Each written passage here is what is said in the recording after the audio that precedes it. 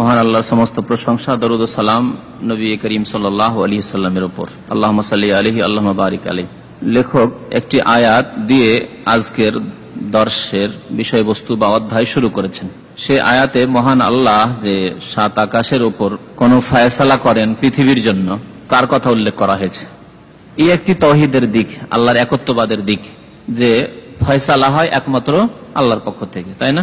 ফয়সালার ক্ষেত্রে ফেরেশতাদের কোনো পরামর্শ, ফেরেশতাদের কোনো দখল ক্ষমতা কাজ করে না, ফেরেশতাদের কোনো অধিকার এই ক্ষেত্রে নেই। ফেরেশতাদের কাজ হচ্ছে আল্লাহর ফরমানের বাস্তবায়ন করা, আল্লাহর আদেশের বাস্তবায়ন করা বা আল্লাহর আদেশ পালন করা। তো তাওহীদের একটি দিক হলো যে যা কিছু পৃথিবীতে ঘটে তার ফয়সালা করেন একমাত্র আল্লাহ। এই একটি বিষয়, যে বিষয়টি এখানে পেশ করা হয়েছে। দ্বিতীয় যেটি বিষয় সেটি হচ্ছে যে যা আল্লাহ ফয়সালা করেন তা লৌহে মাহফুজে লেখা রয়েছে।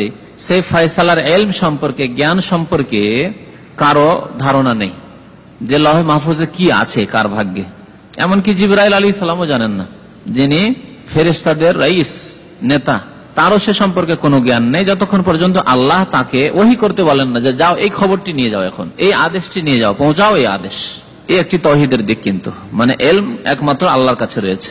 তাহলে গায়বের ইলম, তাকদীরের ইলম, কার ভাগ্যে কি আছে, কার হায়াত আছে, কার মরণ আছে, কার জন্ম হবে, কার মরণ হবে, কার ঘরে ছেলে জন্মাবে, কার ঘরে মেয়ে জন্মাবে, কার ঘরে ছেলে মেয়ে কিছুই জন্মাবে না, এসবগুলি সব লৌহে মাহফুজে রয়েছে।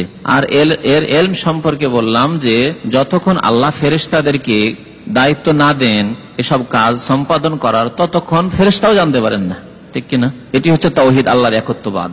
পক্ষান্তরে যারা এইরকম আকীদা রাখে যে পীর সাহেবের কাছে মুরিদ গেল, পীর বাবা বিয়ে শাদী হয়ে গেল, বছর 10 ছেলে মেয়ে হয় না, তখন পীর কেরামতি দেখাইলো, কি যাও তোমার ছেলে হবে, 2 বছরের মধ্যে তোমার ছেলে হবে।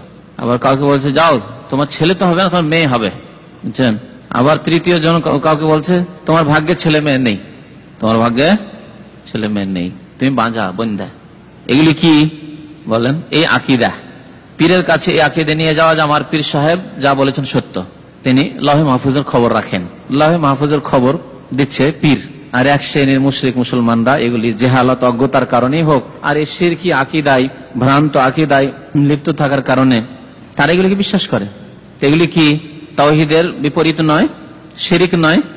জিবরাইল জানলো না আকাশে অসংখ্য ফেরেশতা রয়েছেন। একটি হাদিস রয়েছে যে অর্ধেক হাত জায়গা আকাশে কোন জায়গা খালি নেই যেখানে ফেরেশতা সিজদায় পড়ে নেই। এত অসংখ্য ফেরেশতা আল্লাহ রাব্বুল আলামিন সৃষ্টি করেছেন। বাইতুল মামুর, বাইতুল মামুরের কথা কোরআনে আল্লাহ শপথ করেছেন, তাই না?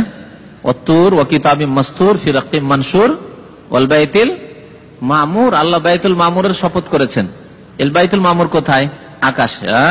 তো এই বাইতুল মামুরে প্রতি ওয়াক্তে 70,000 ফেরেশতা দাখিল হন নামাজ পড়ার জন্য। আর তারপরে কিয়ামত পর্যন্ত তাদের আর পালা আসবে না, পালাক্রমে যান, একবার ঢুকতে পাবেন আর ঢোকার চান্স পাবেন না, ওই পালা আর ফিরে আসবে না। এত অসংখ্য ফেরেশতা রয়েছেন। কত হাজার হাজার বছর কেটে গেছে বাইতুল মামুর তৈরি হওয়ার পর, আকাশ জমিন তৈরি হওয়ার পর, আর কত হাজার বছর আরো বাকি আছে পৃথিবীতে। একবার শুধু চান্স পাবেন ফেরেশতা এই বাইতুল মামুরে। এত অসংখ্য ফেরেশতা আকাশে থাকা সত্ত্বেও লৌহে মাহফুজ পর্যন্ত তারা পৌঁছিতে পারেন না। আর পীর জেনে ফেলল, প্রিয় নবী মুহাম্মদ রাসূলুল্লাহ সাল্লাল্লাহু আলাইহি ওয়াসাল্লাম জানলেন না। জানেন যে লৌহে মাহফুজে কি আছে? জানতেন। উম্মতদেরকে, সাহাবাদেরকে বলতেন যে কার কি হবে না হবে সব বলতেন। ওমা ইয়ানতিকু আনিল হাওয়া, বরং তার কাছেও যখন ওহী আসতো, কার মাধ্যমে ওহী আসতো? জিবরাইলের মাধ্যমে। তাহলে জিবরাইল আগে জানতেন ওই খবরটি, যিনি খবর নিয়ে আসেন তিনি আগে জানবেন না?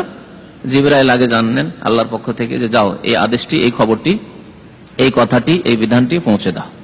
তারপরে নবী করিম সাল্লাল্লাহু আলাইহি ওয়াসাল্লামকে যতটা ওহী করা হতো ততটাই জানতেন। ওমা ইয়ানতিকু আনিল হাওয়া, তিনি নিজের খেয়াল খুশি বলতে পারতেন না বা বলতেন না। ইন হুয়া ইল্লা ওয়াহয়ুন, ওহী হলেই তাহলে বলতে পারতেন। তাহলে এই শিরকি আকীদা দূরীকরণের উদ্দেশ্যে লেখক এই বিষয়টিকে এখানে তুলে ধরেছেন। আয়াত এবং হাদিস, মহান আল্লাহ ইরশাদ করেছেন, বাবা